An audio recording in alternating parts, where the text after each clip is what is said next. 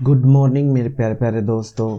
Friends, आज इस video में आपको बताऊंगा जो हमारे 3110, 3210 सीरीज़ के जो भी प्रिंटर हैं उनमें जो हमारे पावर का फॉल्ट आता है उसको हम कैसे ठीक करते हैं, ये सब इस वीडियो में आपको बताऊंगा। और आप लोगों से माफ़ी चाहूँगा इतने दिनों के बाद जो मैं आपके सामने वीडियो लेके आया हूँ।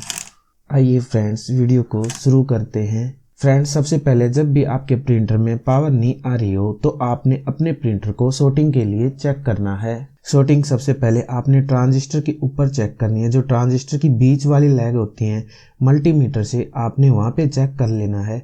अगर वहाँ पे आपके बीप की आवाज़ आ जाती है तो आपके 100% ही जो ट्रांजिस्टर हैं वो शॉर्ट हो सकते, आप एक बार उनको निकाल लेना है।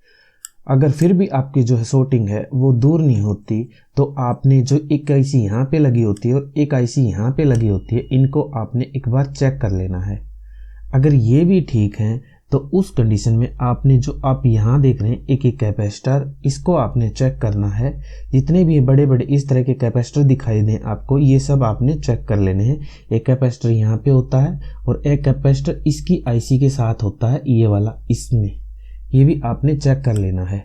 क्योंकि ये अगर शॉर्ट होंगे तो आपकी जो 42 वोल्ट है वो शॉर्ट होगी।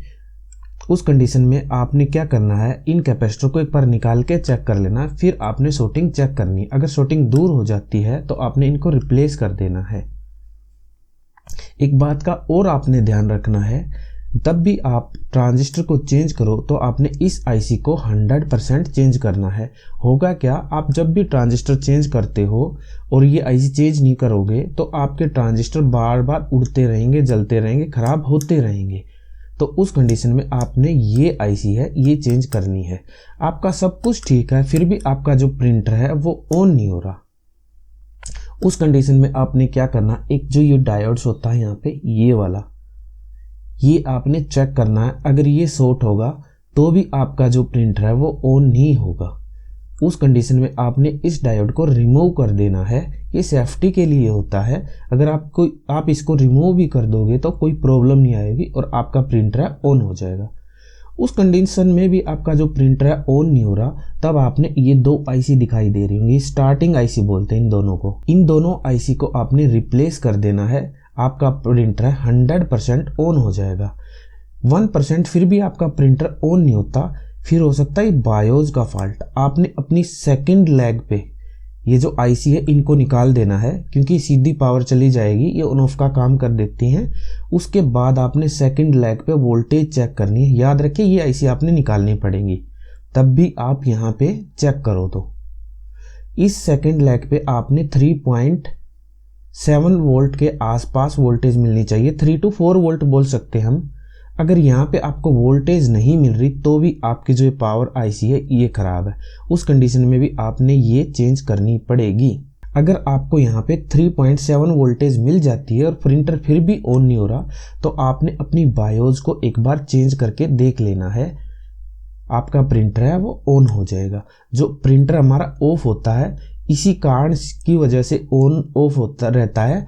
एक तो बायोस की वजह से, एक इन आईसी की वजह से, अगर शॉर्ट है तो ट्रांजिस्टर की वजह से और इस आईसी की वजह से।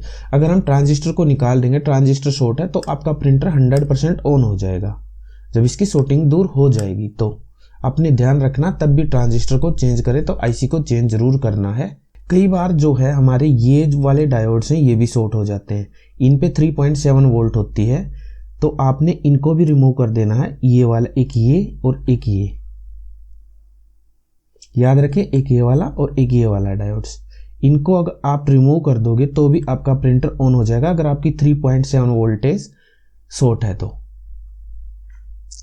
जो हमारा कार्ड का डेड का प्रॉब्लम होता है, मतलब ऑन नहीं होता, तो यही फॉल्ट होते हैं। ऐसे ठीक करके आप अपने कार्ड को ठीक कर सकते हैं। फ्रेंड्स, आई होप ये वीडियो आपको बहुत अच्छी लगी होगी। अगर वीडियो आपको अच्छी लगी है तो प्लीज़ वीडियो को लाइक करें, शेयर करें, और अगर आप मेरे साथ नए हैं इस चैनल पे तो प्लीज़ इस चैनल को सब्सक्राइब जरूर करें। आज की वीडियो देखने के लिए आप सभी का थैंक्स।